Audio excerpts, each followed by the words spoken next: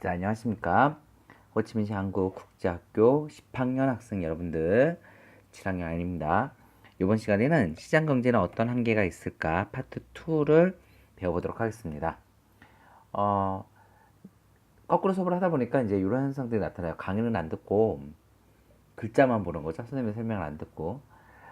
그러다 보니까 이제 PPT 올려주는 거랑 뭐가 다를까 이제 이런 고민들이 나는 거죠. 남들은 어떻게 설명할 것지 되게 고민하고 자료를 어떻게 줄 것인가 고민 많이 하는데 뭐 강의 내용이 일단 충실한 것이 제일 중요한 것 같고요. 여러분들 혹시 오프닝이나 엔딩 음악으로 추천할 거 있으면 답글로 남겨주시면 제가 뭐 머스 말고 으쓱을 드리던가 아니면 사탕을 드리던가 아니면 뭐라도 이렇게 어, 보답하도록 하겠습니다. 또 그 밖에 이제 재밌게 동영상을 만들 수 있는 방법, 자막을 넣어주세요, 풍선을 달아주세요, 이런 것들. 여러분들 그런 것도 아이디어들을 이렇게 유튜브 댓글도 좋고요. 아니면은 클래스 1, 2, 3 댓글도 좋고요. 그렇게 알려주시면 좋겠습니다. 사실 할 얘기가 많기 때문에 빨리빨리 진행하도록 하죠. 이번 시간에 할 것을 위해서 먼저 알아두면 좋은 개념이 있어요. 설명을 했어야 되는데 설명을 수없이 안 한 것 같아요. 자원의 희소성이라고 하는 거예요. 희소하다는 얘기는 뭐 아주 희미하고 작다는 뜻이겠죠. 아주 작다는 거예요. 인간의 욕망은 무한한데 반해서 자원은 한정이 되어 있죠. 그러니까 자원이 많은 자원이라 하더라도 인간의 욕망은 워낙 크기 때문에 자원은 조금밖에 없는 거죠. 이렇기 때문에 우리는 두 가지를 다 갖지 못해요. 그래서 하나를 포기해야 돼요. 그 하나가 뭐죠? 그 포기한 것 중에서 가장 가치가 높은 것을 기회비용이라고 하죠. 그래서 세상에는 공짜 점심이 없다고 하는 거예요. 자, 경제에는 세 가지 본질적인 문제가 있는데요. 이 희소성 때문에 우리는 결정을 해야 돼요. 무엇을 얼마나 생산할지, 어떻게 생산할지, 누구를 위해 생산할지. 이걸 수업 시간에 한 반이 있고 안 한 반이 있는 것 같아요.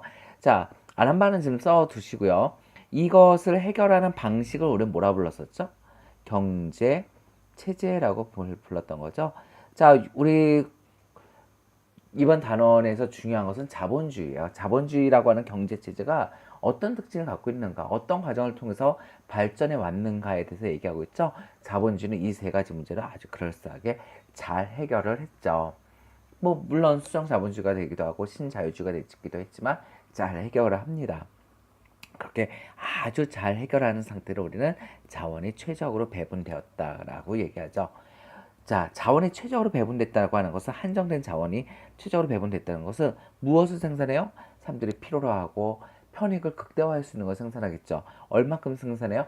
필요한 만큼 낭비하지 않고 과다 생산하지 않고 과소 조금 생산하지 않고 적당하게 생산하겠죠. 어떻게 생산할까요? 생산비를 줄여서 편익을 높이려고 하겠죠. 생산 효율성을 높이려고 하겠죠. 누구를 위해 생산할까요? 이 물건을 제일 필요로 하는 사람들을 위해 생산하겠죠. 이런 상태가 잘 유지될 때 자원의 최적 배분이 가능하다라고 얘기를 해요. 하지만 시장은 실패를 합니다. 왜 실패하느냐? 다음 같은 세 가지 문제들 때문이에요. 플러스 어, 정보가 서로에게 공정하게 되지를 못하는 그런 문제가 있어요. 그 내용은 이제 교과서에 빠졌는데, 자, 독과점의 문제 지난 시간에 얘기했습니다. 홀로 독이에요. 홀라 부르는 노래를 독창이라 부르잖아요. 자, 모노폴리, 모노레일 할 때 모노라고 하는 것은 혼자라는 뜻이죠. 폴리는 팔다라는 뜻이래요. 과는 작다라는 것이죠.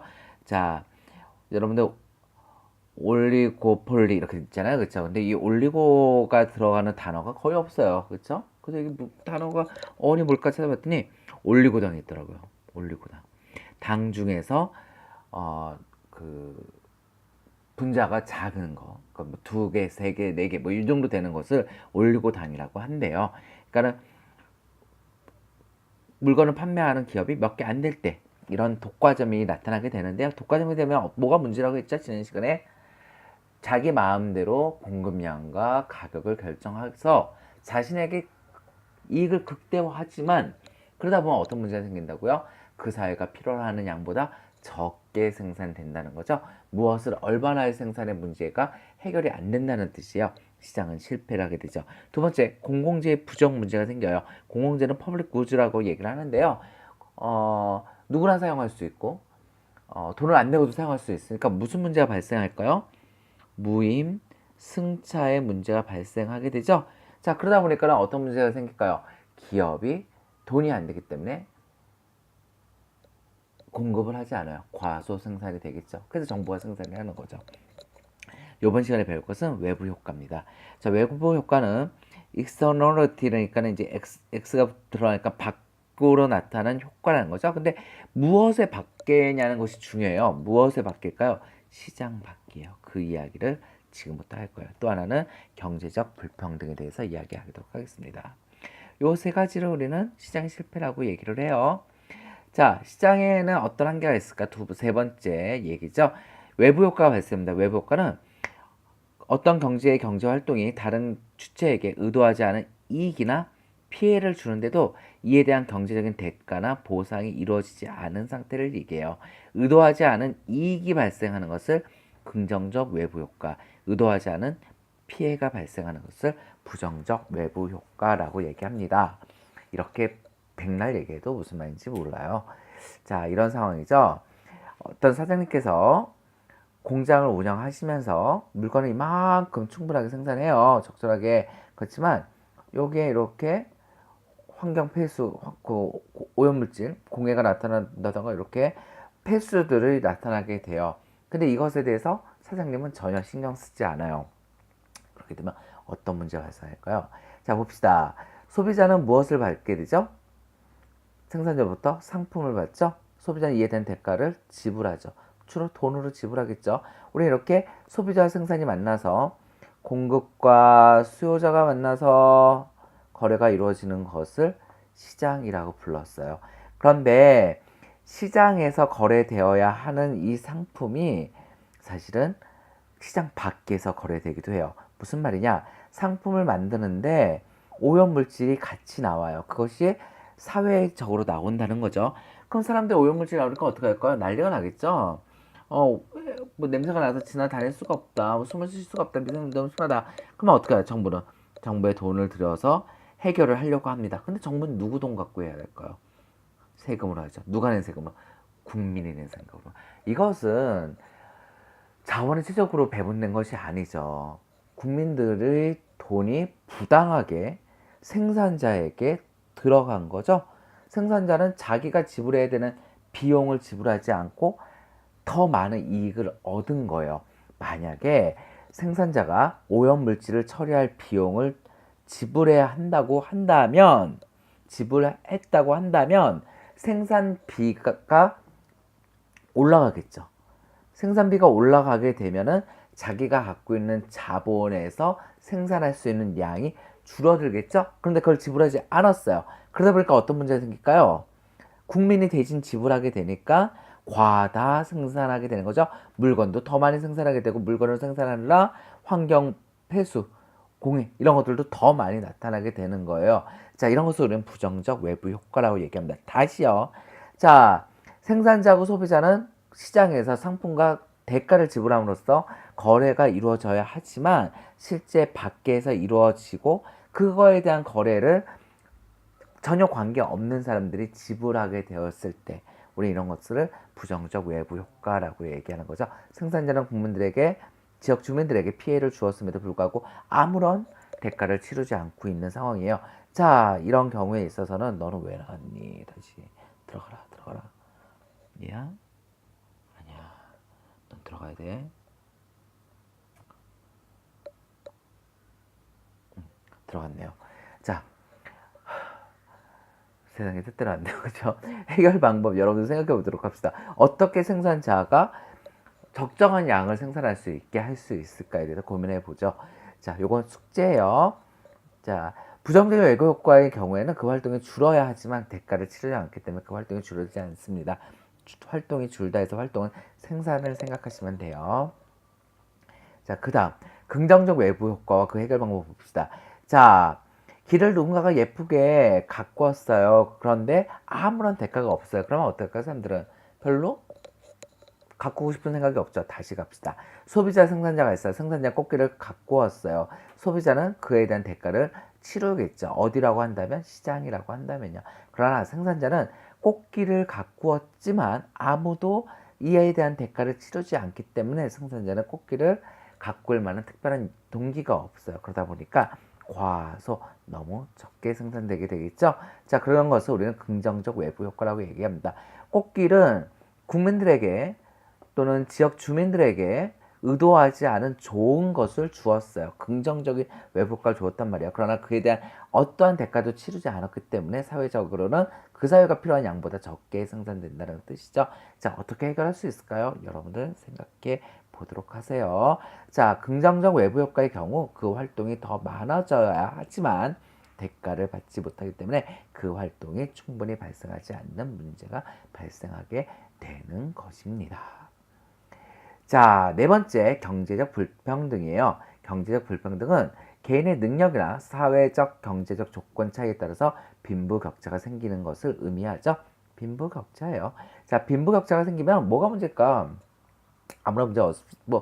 노력한 사람들이 열심히 공부해가지고 노력한 사람들이 많은 대가를 받고 그러지 못한 사람들이 가난하게 살고 그게 뭐가 문제야? 이렇게 생각할 수 있죠. 하지만 두 가지 문제가 있습니다. 하나는 사회가 위화감이 조장돼서 불안해져요. 범죄도 많이 생기고요.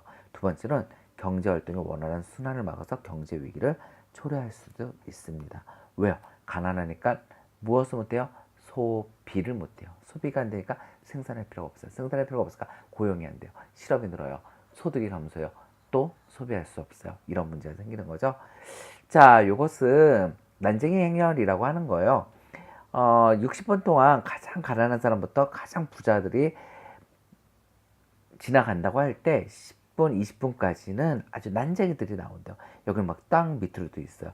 그래서 20분 정도 되면 한 1m 정도 되는 평균 키가 굉장히 작은 사람들이 나오게 되고요. 그다가 한 50분 정도가 되면은 이제 한 평균 신장 한 2m 되는 뭐 이런 사람들이 나오게 돼요. 그다가 50분부터 60분, 요 10분 사이에 얼마인가요? 1m, 2m, 2m인가요? 3m, 4m 되는 거인들이 나타나게 되죠. 그러다가 마지막 1분을 남겨놓고서는 120m예요. 엄청난 사람들이 나타난다고 합니다. 이것이 나타나는 게 뭘까요? 이만큼의 가난한 사람들, 그 다음에 소수의 부자들, 그리고 엄청난 부자, 이런 양극화, 빈부격차를 나타낼 수 있죠. 이걸 조금만 다시 한번 설명을 해볼까요? 자, 아래를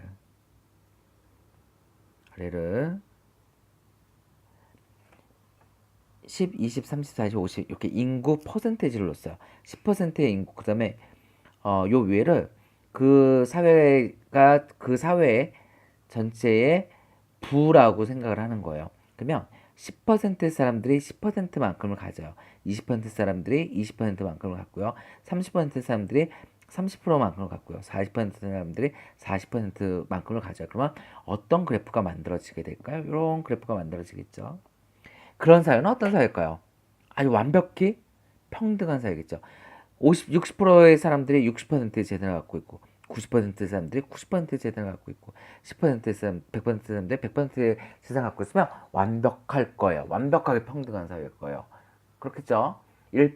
한 명이 그 사회의 100분의 1을 갖고 있다는 뜻이 될 테니까요. 그래서 사실상 그런 나라는 있을 수가 없어요.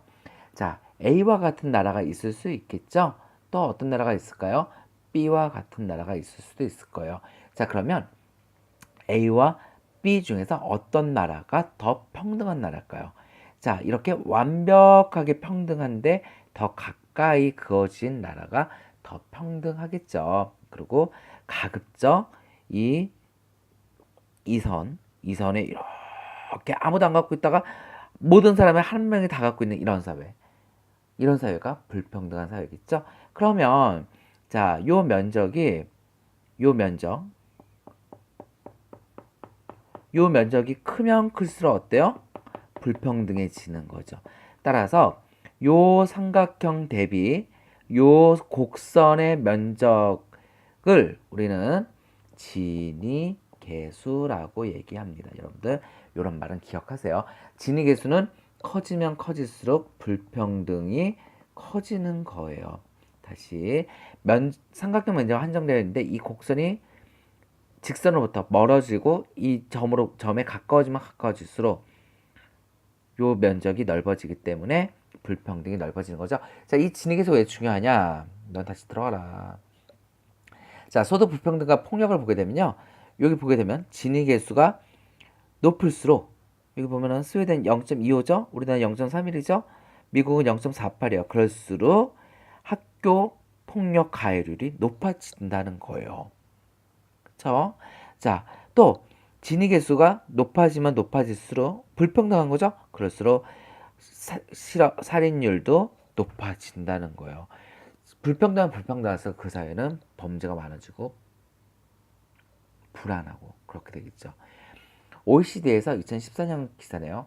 OECD에서 소득 불평등은 경제 성장을 방해한다고 얘기하고 있어요. 많은 학자들이 이에 대해서 의심을 가져왔습니다. 뭐에 대해서 의심을 가져왔냐면 정말 멜서스가 얘기하듯이 수업 시간에 보여줄 텐데요. 얘기하듯이 빈부 격차가 커지게 되면 그 사회는 성장이 안 될까? 그러지 않다. 경쟁을 해야 되기 때문에 그 사회는 더욱더 성장하게 될 것이다. 그러고 나서 그렇게 성장을 하게 되면 어때요? 이런 세수대에 물이 철철철 넘치면 어때요? 흘러 넘치겠죠? 흘러 넘쳐서 모든 사람들이 다 잘 살게 될 것이다. 무슨 효과? 낙수 효과가 생길 것이다. 그러나 오랫동안 연구한 결과에 따르게 되면 1985년부터 2005년 그 다음에 누적 성장 측정기간 90년부터 2010년 20년간 연구한 결과를 따르게 되면 실제 누적 성장률은 요 정도인데 이렇게 주황색이 된 부분들이 소득 불평등으로서 감소시킨 성장률이더라. 만약에 이게 더 있었다고 한다면 요 파란색 끝부분이었겠죠.